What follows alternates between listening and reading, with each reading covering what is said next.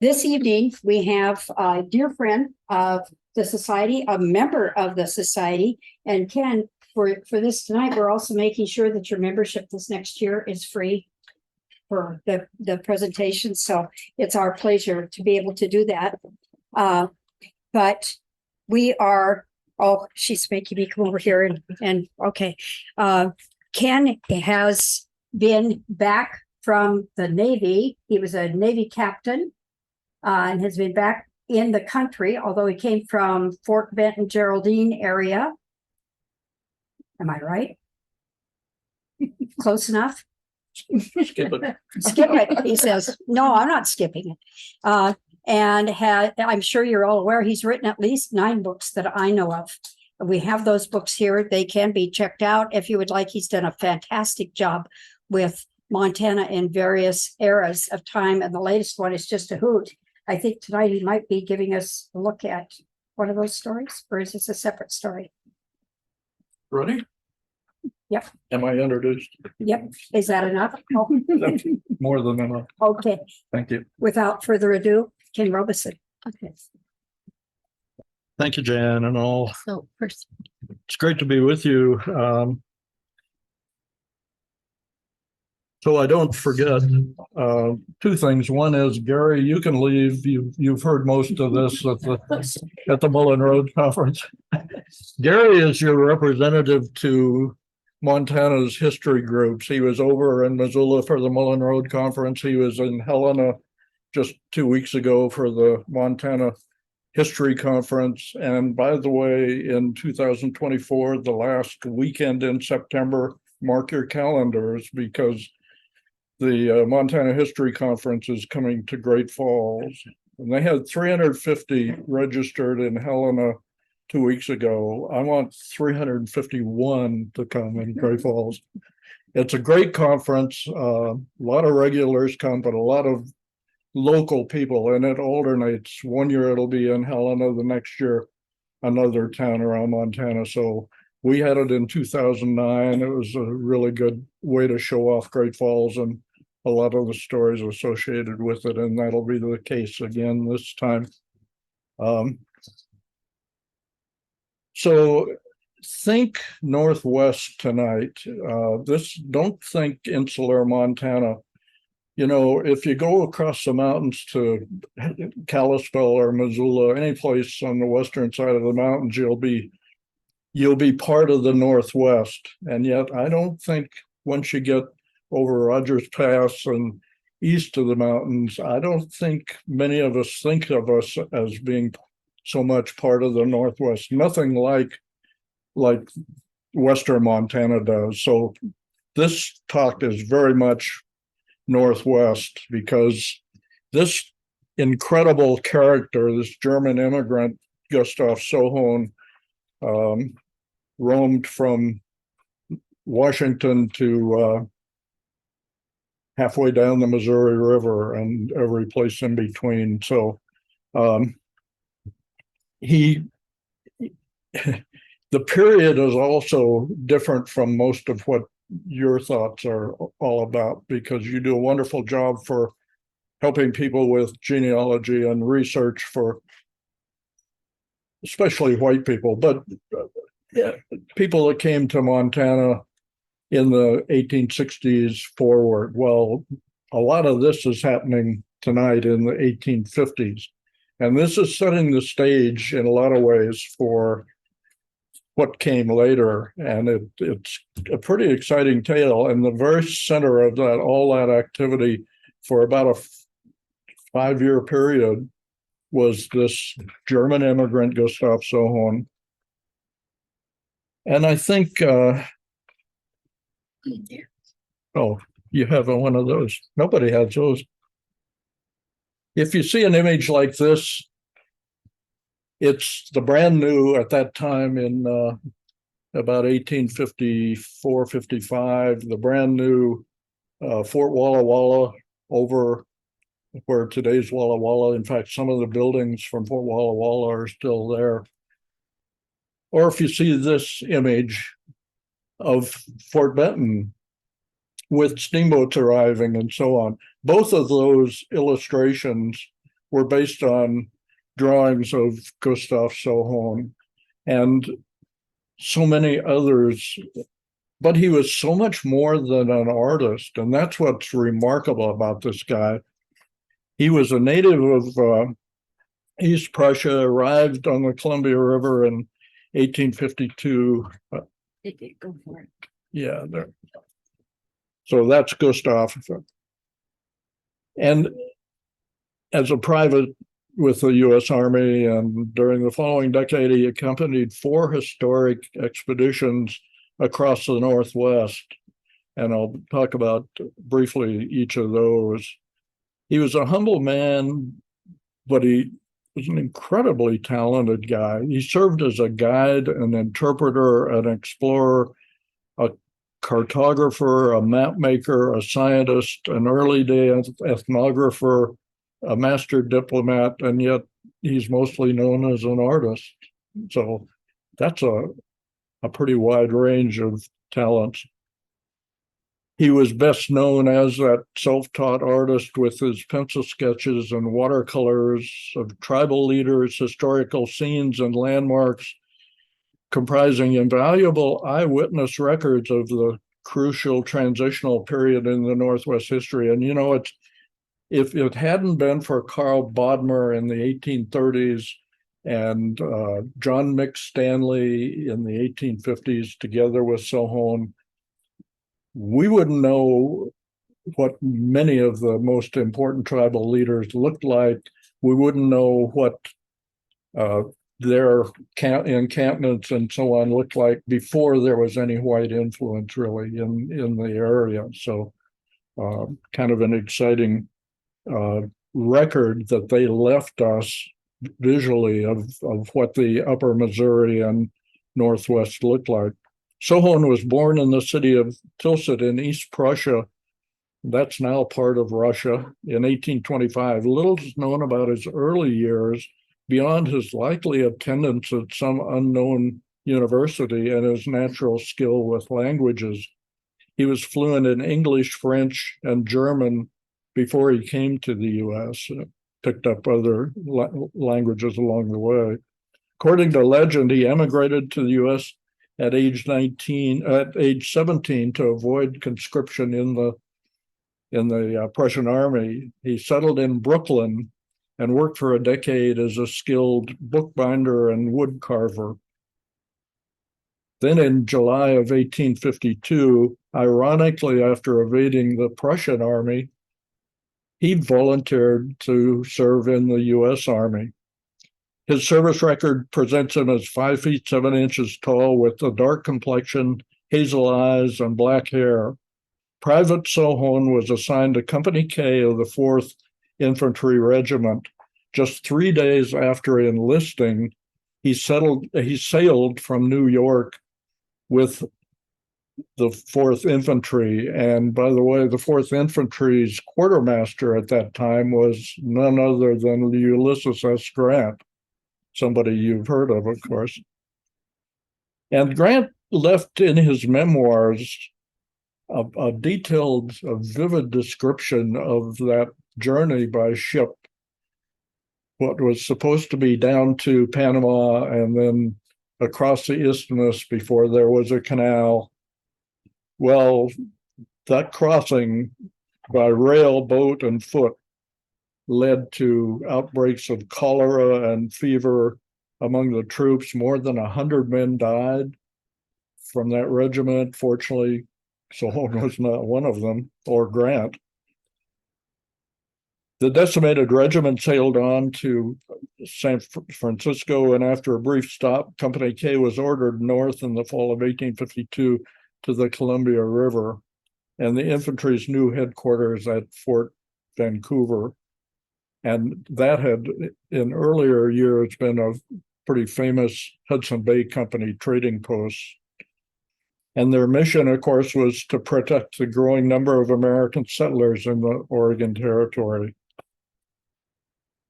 Well, that was the wrong one. Just 6 months later, after their arrival, Washington Territory was created north of the Columbia River, and President Franklin Pierce appointed Isaac I. Stevens, pictured here, as governor and superintendent of Indian Affairs of the new territory. 1 week later, Secretary of War Jefferson Davis assigned Stevens to command the survey of the northernmost of the 4 potential transcontinental railroad routes between the Mississippi River and the Pacific coast.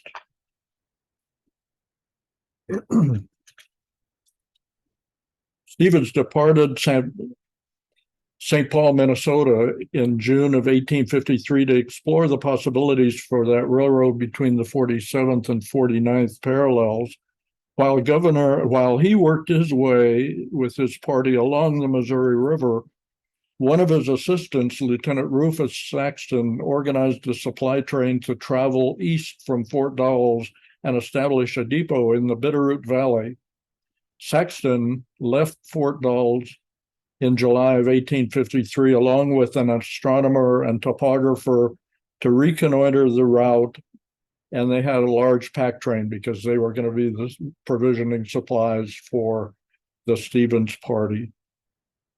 And in addition, they had 18 soldiers of the 14th Infantry Regiment in company, Private Gustav Sohon being one of them. The military escort served to guard against attack by rumored hostile natives in the interior. The pack train followed the emigrant trail along the south side of the Columbia River, arriving at Fort Walla Walla on the 27th of July. With help from a chief of the Walla Walla tribe, Lieutenant Saxton learned that the most direct trail across the mountains to the Bitterroot was too arduous for the pack train to travel.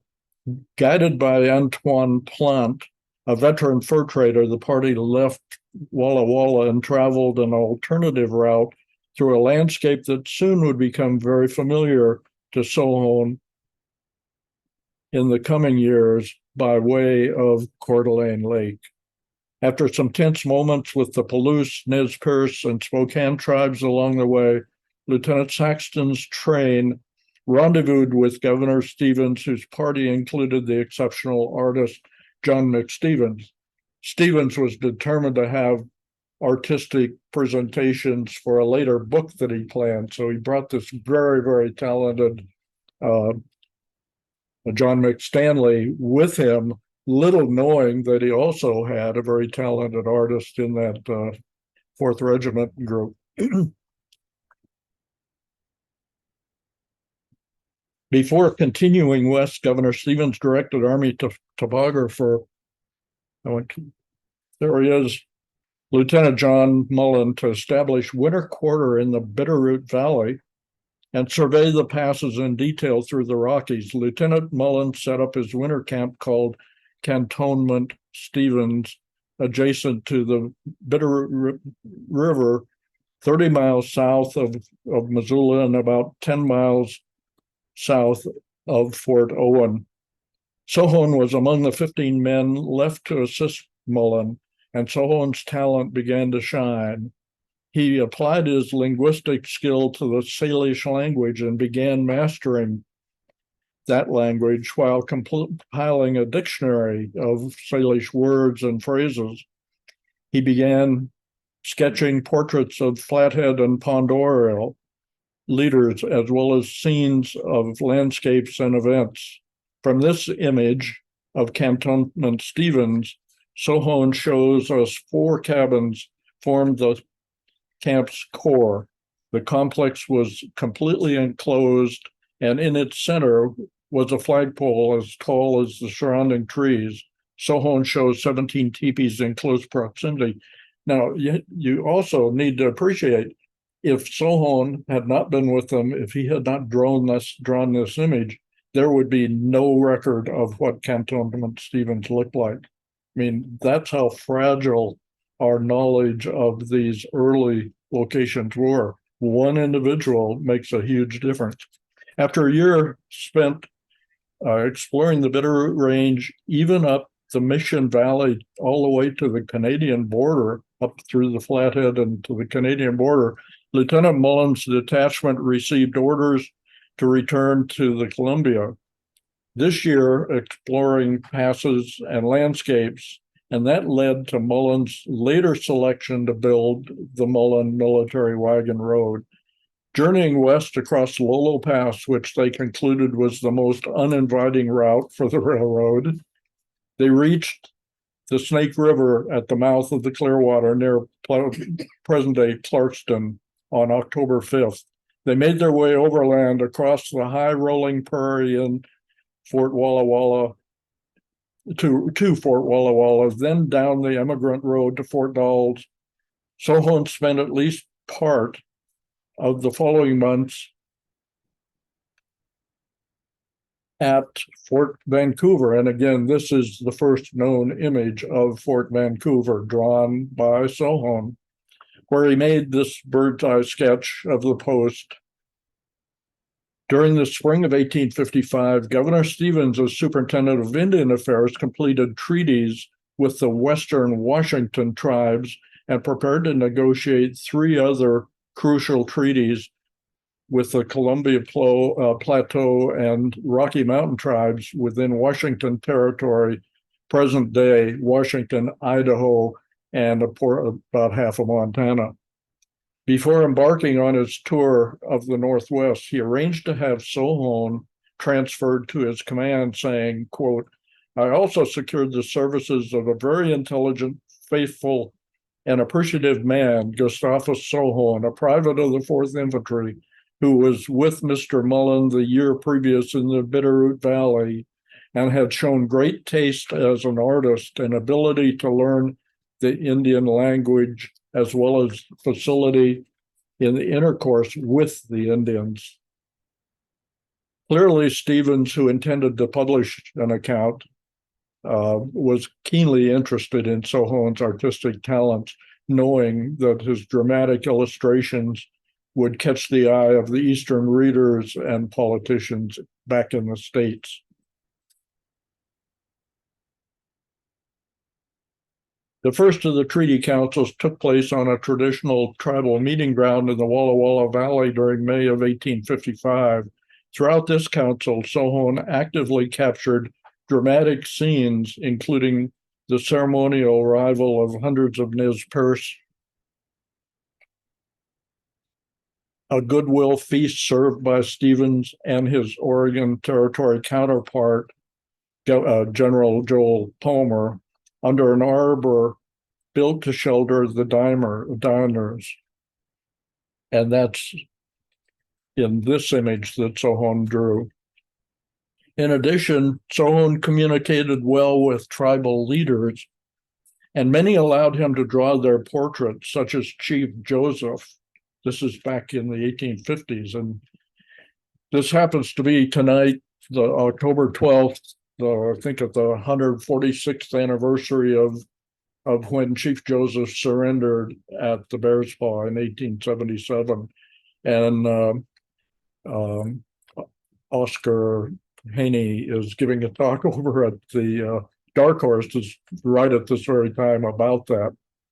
In addition, Sohon, because he was able to capture the interest and attention of these tribal leaders, he was very successful, but he also was very smart. He recorded both the English and the native names of his subjects in almost every case. And in many cases, he'd note the colors of garments and accessories. Again, we would have no idea of things like that unless an artist captured it. At this treaty council, Sohon showed more than his artistic talent. Using his diplomatic skills, Sohon drew first the likeness of Chief Spokane Gary, and then spent time with Gary during the proceedings, likely furthering his study of the Salish language. And with Gary's help, he translated the remarks of Commissioner Palmer at the formal opening of the council into Salish, then copied out a parallel English Spokane text of the speech. This is some Army private. Sohon sketched many of the Cayuse, Deschutes, Nez Perce, Umatilla, Walla Walla, and Yakima leaders as they negotiated their future homelands. He captured not only those chiefs who favored the treaty, but also those who opposed it. And there were a number of them. Stevens, Palmer, and the leaders of the tribes eventually reached compromise, and by June 11th, 1855, 3 separate treaties were signed. The next afternoon, Sohon, fortunately, in a rare scene, recorded a traditional scalp dance performed by Nez Perce women in celebration of Chief Looking Glass's return. According to Jack Nesbitt, a historian, the Nez Perce entertained the assemblance with a scalp dance, and it was an imposing affair. They had the scalp of a Blackfoot brought by Looking Glass's party that was taken near the Bitterroot Valley only 7 days before that gathering. And the Nez Perce had attacked the Blackfeet because the Blackfeet had stolen horses from them, and this was a counter raid. And in that counter raid, one of the Blackfeet was killed, and the scalp was brought back, and that was the scalp of honor at the scalp dance. In the words of David McCondry, Sohon's eyewitness sketches depict the Northwest chiefs as individuals, not ethnological stereotypes or allegorical symbols. Each portrait is like an archaeological specimen meticulously unearthed and carefully logged. Rich in anthropological detail, they document a cultural in transition.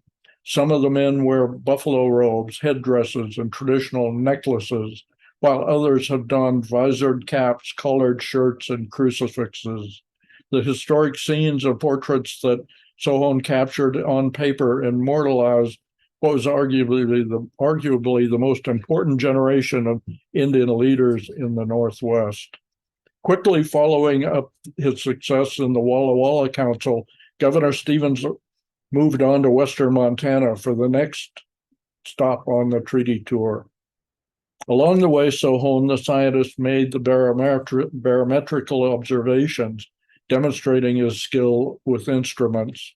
Governor Stevens's 13-year-old son Hazard accompanied his father on this expedition, and later described the pack train as it moved north from Walla Walla, quote, across the level valley prairie covered with luxuriant bunch grass and vivid hued flowers. A large, fine-looking Coeur d'Alene Indian named Joseph led the way as guide. Then rode the governor with his son, me, Hazard, and Gustav Sohon, the artist, barometric carrier, and observer. It was a picked force, both men and animals, and made up in efficiency for the scanty numbers of just 21 men. The artist Sohon, a soldier of the 4th Infantry detailed for the trip, was an intelligent German, a clever sketcher, and competent to take astronomical observation. Now, much of the information collected on this trip was later incorporated by Sohon, the map maker, into a map of eastern Washington Territory. Traveling north and east, Stevens's treaty expedition reached the Coeur d'Alene Mission on June 25th, continuing on to meet the Flathead, Salish, and Pondor. On the July 7th, Stevens set up camp for the Flathead or Hellgate Council at Council Grove that you can visit today just west of Missoula. Unlike the Walla Walla or Blackfoot councils, the Hellgate proceeding was not lavishly illustrated by Sohon. The reason for this appears to be twofold. Sohon spent most of his time at Hellgate interpreting the proceedings. And second, during his time with Mullen in the area the previous year, Sullen had already completed portraits of many of the tribal leaders that were at this Hellgate Council. The council convened July 9th with 1,200 natives present in a festive mood, in contrast to the tense environment in the Walla Walla Valley. Here, Stevens altered his negotiating strategy for these tribes to hold out the prospect of peace with their historic enemy, the Blackfoot. Stevens promised in return for land cessions and agreement to reservations that he would secure for them hunting rights across the mountains into Blackfoot country, and he did. Stevens was not at his diplomatic best during these negotiations. At worst, he was, quote, impatient, arbitrary, and untruthful. In the mind of his biographer, Keith Richards, Stevens manipulated dialogue and even put words into the mouth of chiefs such as Flathead Chief Victor, shown here. The Ponderay refused to move. Stevens offered to let them and the Kootenai settle in the Mission Valley permanently. Victor and the Flatheads would move onto Ponderay land until such time as the president decided whether a Bitterroot Valley reservation was best for them. And of course, that never happened. Stevens quickly left the Bitterroot Valley after getting agreement finally. He left the Bitterroot Valley, crossed the divide to rendezvous with the Blackfoot Confederacy at Fort Benton. And I'll just briefly mention the Blackfoot, the Niitsitapi, meaning the real people. That's the historic name for the Blackfoot. They consist of the Kainai, we call them blood, the Siksika, or the Northern Blackfoot, the Piikani, Northern Pagan, and the Pikuni, the Browning, Southern Pagan, or Black. They call themselves Blackfeet. Historically, the people of the Confederacy were bison hunters and gatherers, following seasonal round across large sections of the northern Great Plains, the short grass ecological region. Once horses and firearms were acquired in the early 1700s, the Blackfoot used these to expand their territories. They followed bison herds as they migrated between what was now Western Canada and the United States as far north as the Bow River and south to the Yellowstone River. Today's three Blackfoot First Nation governments, the Kainai, Siksika, and Piikani, are Canadian tribes in Alberta, while the Pikuni reside on the Blackfoot Reservation. The Blackfoot were the most powerful and feared tribes in the North, in the American and Canadian West, the chief enemy of every tribe from present-day North Dakota to North Idaho. After Lewis and Clark's expedition, their land was the last penetrated by fur traders and explorers. Only through the masterful diplomacy of James Kipp and Alexander Culbertson were trading posts established and tolerated in Blackfoot country from the 1830s on. Stevens had met with the powerful Blackfoot chiefs in the fall of 1853 and had asked them to refrain from attacking Flathead, Nez and other Western tribes when they crossed the Rockies to hunt buffalo. Well, that didn't always happen. The chiefs, for the most part, agreed, at least to an extent. For brevity, let me oversimplify events. Finally, in October, that council was held not at Fort Benton, but downriver, because that's as far as a steamboat could bring the presents for the Blackfoot. And so it was held at Council Island, which is essentially by the mouth of the Judith River below Fort Benton. A key commissioner, Alfred Cummins, had caused most of the delay. Finally, more than 2 months late, and at the mouth of the Judith, not at Fort Benton, the council began on October 16th. Sohon described the council ground amidst a grove of cottonwood trees as a semicircular valley extending up and down the Missouri about 3 miles, quote, sloped from a half mile to a mile upward and back to the foothills of the high bluffs that form a background in a natural amphitheater. The commissioners and chief Indians were seated upon a raised platform some 2 or 3 feet above the ground, which was constructed with cottonwood logs and surplus lumber taken from the Mackinac boats. Steamboats hadn't been able to make it. That brought the annuity payments to this point. I might note that this was 4 years before the first steamboats were able to come up the upper Missouri that far. 59 chiefs from 10 tribes were present. By the way, while I'm talking, let me pass this around. This is probably the best of the little books on Sohon's illustrations. So those 59 chiefs from 10 tribes with a total of 3,500. I mean, the scale is just incredible. 3,500 Blackfoot were present. And if it had been at Fort Benton, the plan was for 12,000 Blackfoot from both sides, Canadian and American side. So this image shows the Kainai coming to the council on the cover of this book I'm passing around. Importantly, the Blackfoot Council was intended to be an intra-tribal peace treaty rather than an inter-tribal land treaty. Since no cession of land was involved, it was not contentious and was negotiated in just 2 days. Stevens viewed the Blackfoot as friends, and they seemed to have connected well with him as well. And Stevens set the tone, praising them by saying, quote, "My heart must express its gratitude to you for all the kindness you have shown me and those connected with me for nearly 3 years." This was in 1855, and he'd first come in 1853. "We have been traveling over your whole country. We have not kept guard. We have not tied up our horses. All have been safe. Therefore, I say peace has come, is now, and will continue between these Indians and the white man," unquote.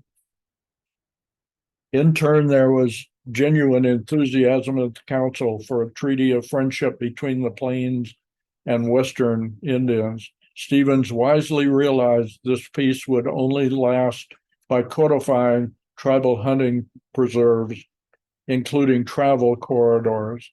On the last day of the council, only 2 chiefs spoke. Pagan chief Lame Bull, shown here, and the powerful Kainai chief, seen from afar. He was the head chief of the Kainai, and by the way, seen from afar, was the brother of Alexander Culbertson's wife, Nottawista. So there was a very close family association with the leader of the Kainai Indians and the fur trading post, the American Fur Company post at Fort Benton. In the words of ethnographer John Ewers, the Blackfoot Council was, quote, "the most important intertribal gathering ever held on the Northern Plains," unquote. Warriors from both sides of the Continental Divide, who had previously been historical enemies on the field of battle, agreed to settle their ancient differences through the efforts of Isaac Stevens, a man they called the Great Soldier Chief.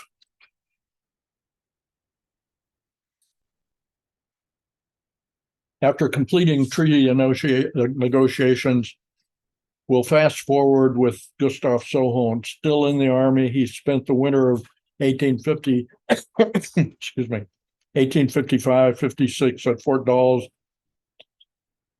The following April, he was assigned to Fort Steilacoom, Washington Territory. In October, he was transferred yet again to the headquarters of the Army's topographical engineers in Benicia, California, where he served as draftsman and cartographer. By July 1857, he was back at Fort Walla Walla, and having served 5 years, he was honorably discharged from the Army. The Army and the country certainly got their money out of that private.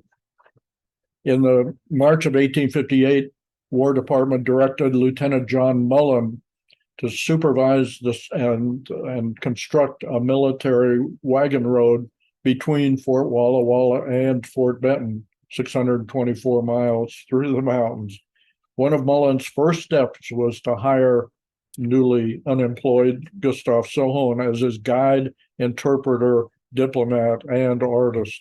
Just as they were getting underway from Fort Dawes, news came of the defeat of Colonel Edward Steptoe and his soldiers near present-day Rosalia, south of Spokane, by a force of Coeur d'Alene, Spokane, and Palouse Indians. While this delayed Mullen's road building, upon learning that Colonel Wright was organizing troops for a retaliatory strike, Mullen saw the opportunity to perform at least part of his planned expedition. He offered the services of himself, Sohon, and topographer Theodore Kalecki as a topographical crew to help Colonel Wright, stating that having instruments and material were in a condition to collect and prepare topographical facts and features that the march might need. On the march north, that was the battle that's coming up. On the march north, Mullen, Sohon, and Kalecki worked ahead of the troops, throwing down bridges across creeks, scouting the best line of travel. Let's summarize their important contribution to this campaign by showing Sohon's rendering of a dramatic scene from the decisive Battle of Spokane Plains, showing Wright's officers clustered on a bare hillside, surveying a bank of flames from a grass fire set by the Indian forces in hopes of stalling the Americans. In this colorful rendition, the military position dominates, while in its midst, the smoke created by the grass fires wafts across their position. The fact that Wright ordered the infantry into a linear formation is seen in each of Sohon's drawings illustrating the battle, thus confirming the narrative and cartographic record of the engagement. Again, these illustrations were very valuable in understanding how the battle developed and this and the other engagements. Moving on quickly to the Mullen Road at the conclusion of his service to Wright in early October, Mullen made a quick trip to Washington, D.C. to successfully lobby for additional funding for that road. By mid-May 1859, Mullen was back at Fort Dawes, where he immediately directed Sohon to explore a potential crossing of the Bitterroot Range, saying, "Mr. Sohon's early connection with my explorations in 1853-54, his knowledge of the English language, his familiarity with the general scope of the country to be traversed, and the influence he had always so beneficially exerted over the Indians all pointed him as the proper person to explore the new and dangerous region." Despite Sohon's best efforts, he could not locate a better route, and on July 1st, the Mullen expedition began their 13-month road building effort by way of Coeur d'Alene, south of the lake initially in that 1859 period. Later, it was modified north of Coeur d'Alene Lake. Then over the Bitterroot Divide and down the Clark's Fork and on over the 624 miles to Fort Benton. As the expedition proceeded on the arduous work of building a wagon road across the Bitterroot Divide and down to Hellgate, Sohon led an advance party that examined the countryside and marked the trail for the construction team to follow. He also prepared maps of the route and continued to sketch scenes along the way.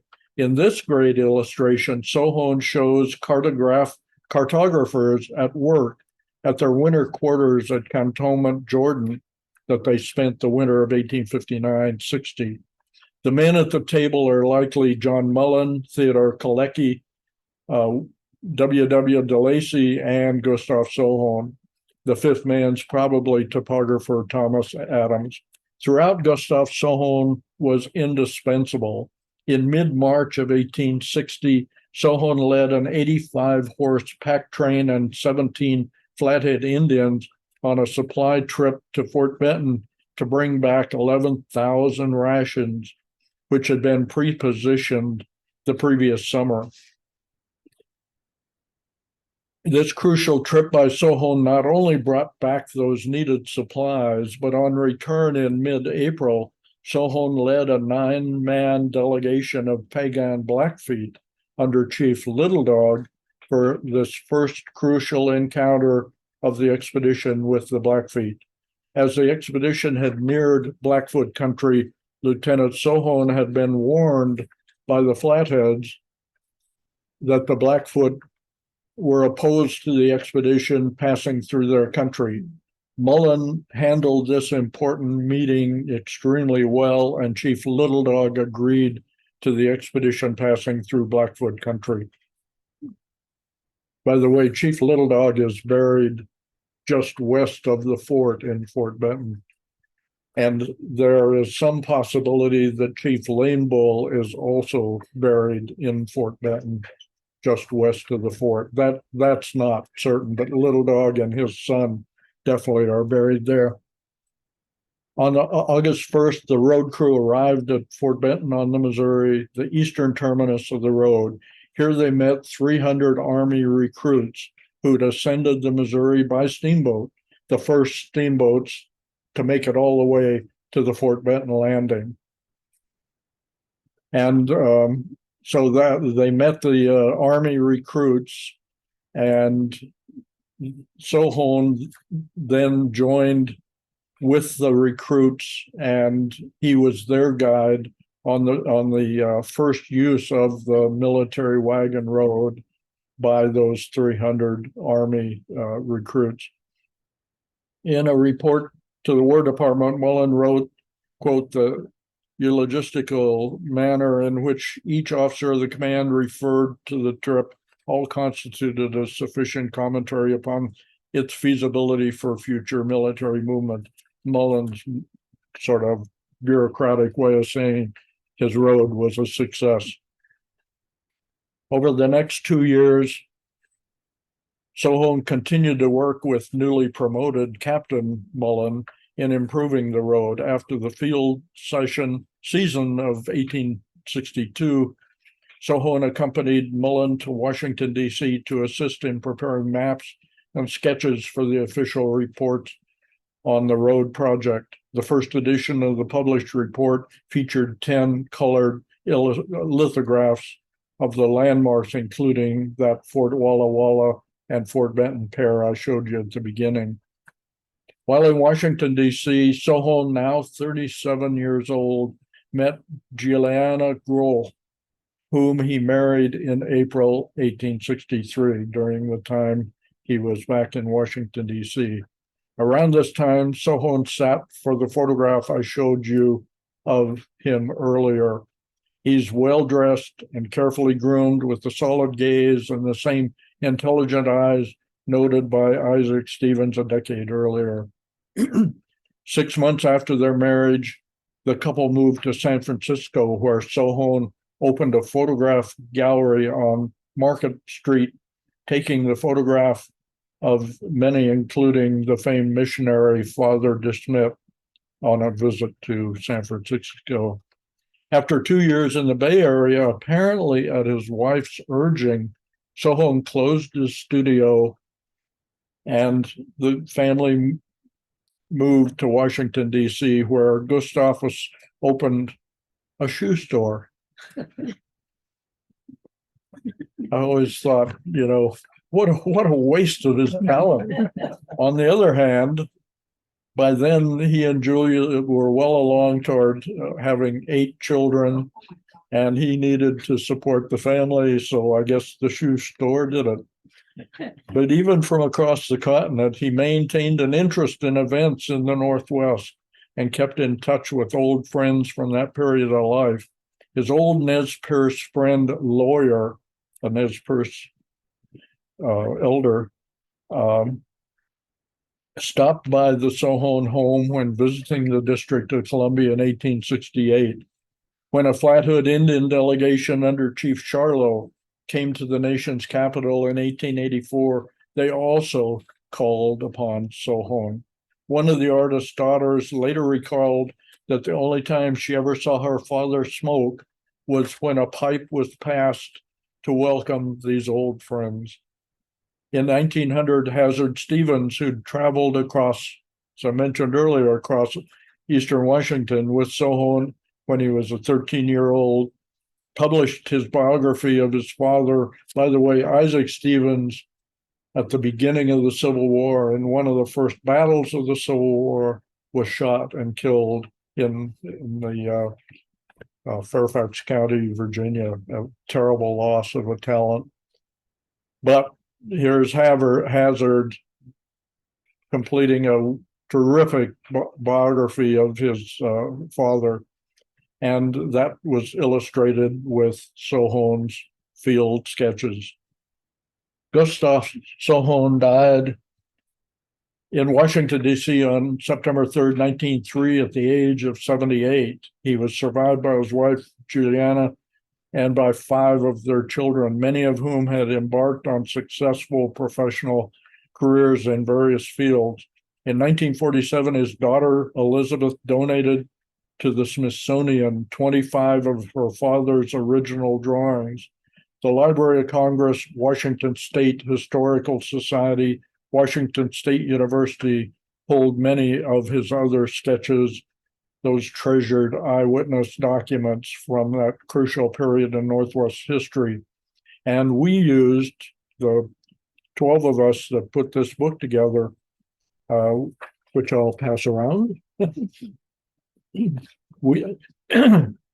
Let me mention also, this was an earlier book done about just the treaty, about the Northern Pacific Railway Survey, 53 to 55, before the treaty and before the Mullen Road. So this one and then this one are really very good, very solid documentation of that very important period. And many of Sohon's illustrations are in it. So that book that I'm passing around on the Mullen Road, which is called The Mullen Road, Carving a Passage Through the Frontier Northwest, 1859 to 1862, resulted from our 2010 Mullen Road Conference in Fort Benton, when a group of us got together and decided that there was a desperate need for a modern presentation of the history of the Mullen Road. There really was nothing better at that point than the 1863 congressional report, which is very detailed, and what Mullen and Sohon had put together for Congress when they went back there in 1863. So with the lead of 3 geographers from Maryland who were regulars at the Mullen Road Conference, Kim Brigham from Missoula, myself, and number of others put this book together. And with that, I guess that's it. I will say that the Mullen Road Conference is, as Gary well knows, is held each year. Aside from COVID, we missed 1 year because of COVID, but traditionally it's in May or early June. Last year, 2 years ago, was in Fort Benton. We had about 150 at that, a great crowd. Often it's 30 to 50 people. There were about 70 in Missoula with us last year. Next year, it'll be in either Spokane or Cheney. The 2 that have the lead on it are both professors at Eastern Washington College or Eastern Washington University. And so we'll see what they decide on, probably Spokane, and it'll probably be late May because Spokane's usually a few weeks ahead of us in spring weather. So it should be nice in Spokane then. And that's it. Thank you. Thank you, Ken.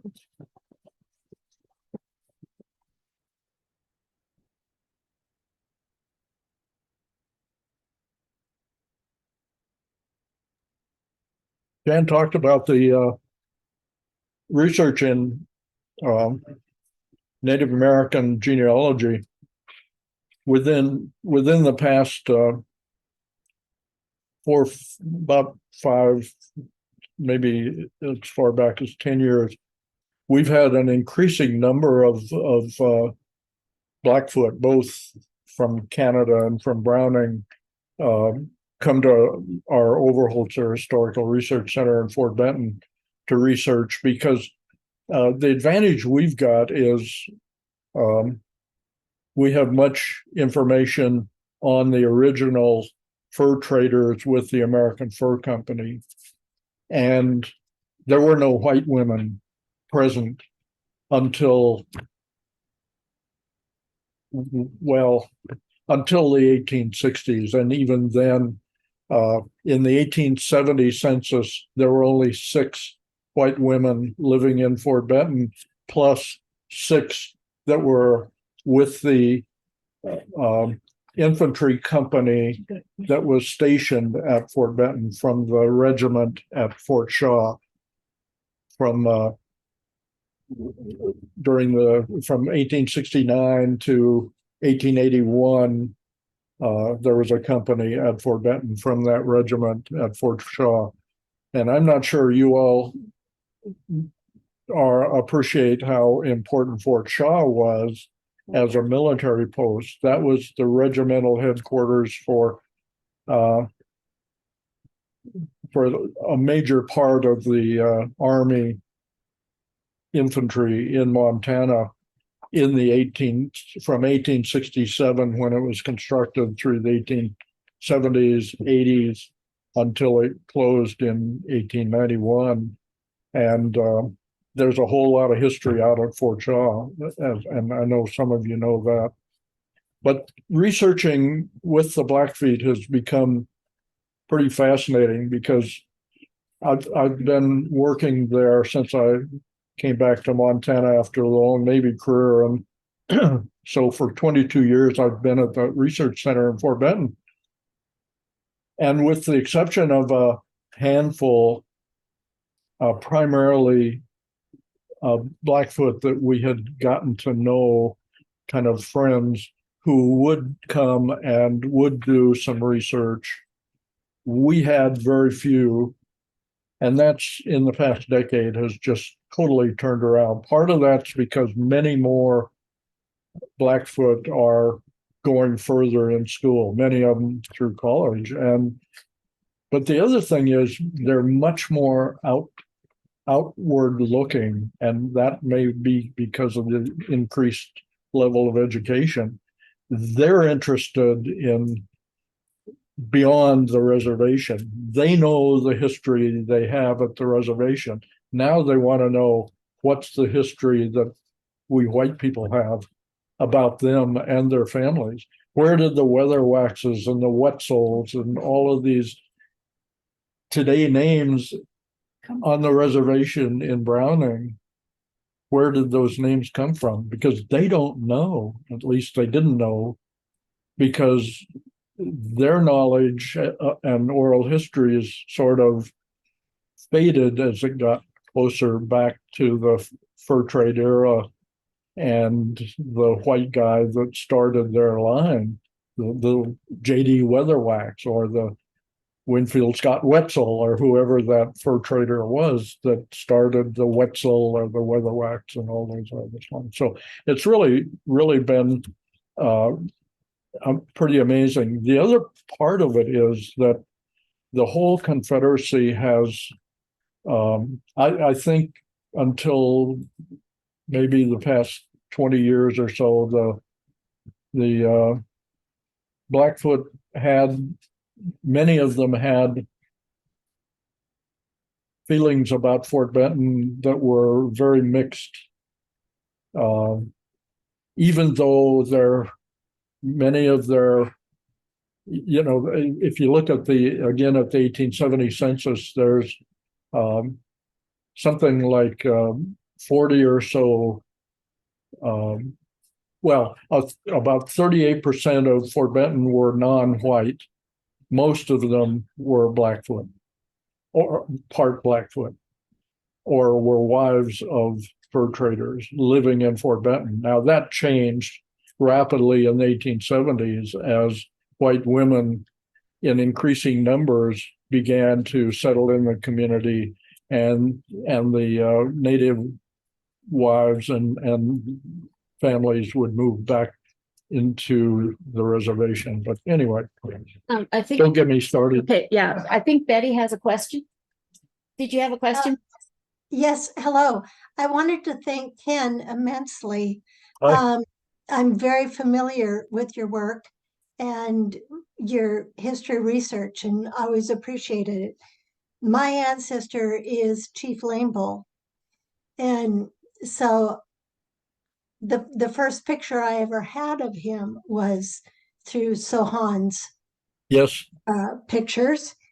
And I wanted to relay that I have done several communications with my cousins on the Blackfeet side, and we have realized that we have two different stories.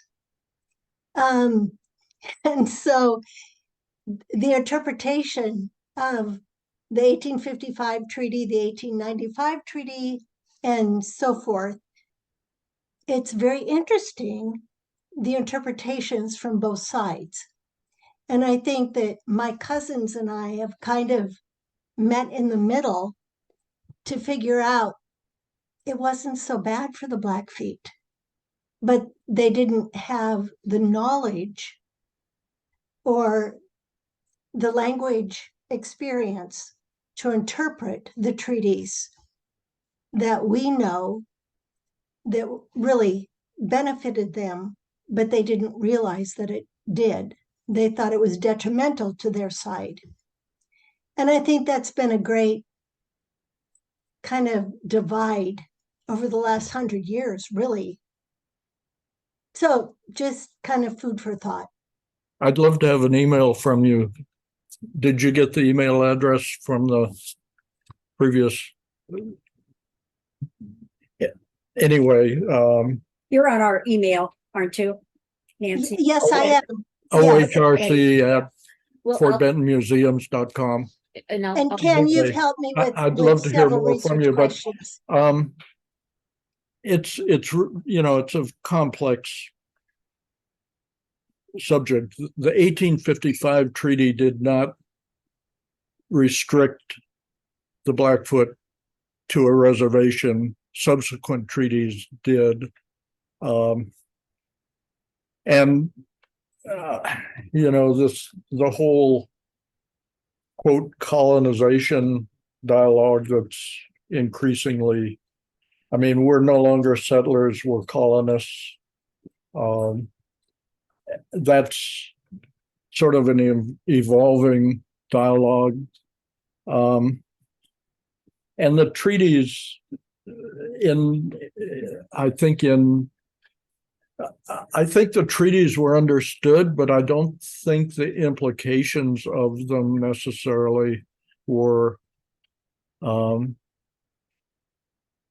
you have to kind of talk about each treaty separately. That the treaty west of the mountains that said, well, we'll wait and see whether the president sets up or approves a reservation down in the Bitterroot. Well, that didn't happen, and things like that. So, on the other hand, the Lame Bull Treaty, as I mentioned, didn't establish a reservation.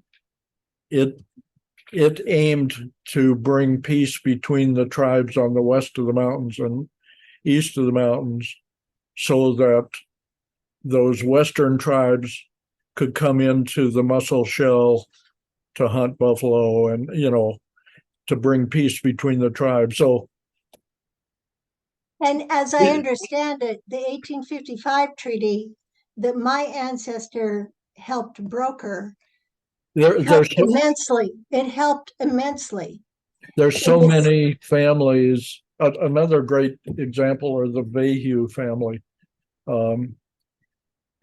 Steve Vahue, Sue Lepley, or Sue Vahue Lepley, people in Fort Benton are descendants of old Nels Vahue, who married a Blackfoot.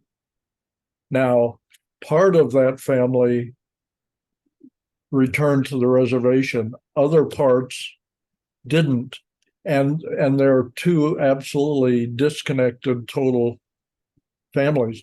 Another great example, when we had the dedication of the statues to Alexander, the bronze sculptures to Nottawista and Alexander Culbertson this past summer in Fort Benton, there were Culbertsons. Nottawista, of course, was a Kainai. She was Blackfoot. Alexander was white. There were Culbertsons from the white side of the family and from the Kainai side of the family who met for the first time. They had some great conversations, and I suspect, based on how enthusiastically they were greeting each other and so on, that they've established permanent contact. Now, those two sides of the family never had contact before. Wonderful. You're a good example. Yeah. So, Thank you.